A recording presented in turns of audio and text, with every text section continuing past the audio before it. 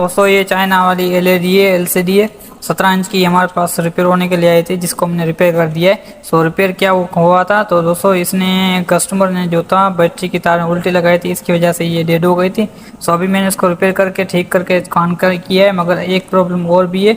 वो प्रॉब्लम ये है कि इसका रिमोट सिस्टम जो आई है वो वर्क नहीं कर रहा। ठीक, तो वर्क क्यों नहीं करा, वो इसकी वजह से कि जब उल्टी तरह लगी थी, सो उसकी जो 5 वोल्ट ऐसी होती है वो इसने जो है ज़्यादा वोल्ट बनाकर इधर ट्रांसफ़र कर दिए थे। तो उसमें दूसरे बोर्ड को और मसला नहीं हुआ, मगर ये जो आई होती है वो जल जाती है। तो इसकी वजह से हमें आई भी चेंज करनी पड़ेगी। तो आई में चेंज करके आपको चेक कराऊंगा रिमोट।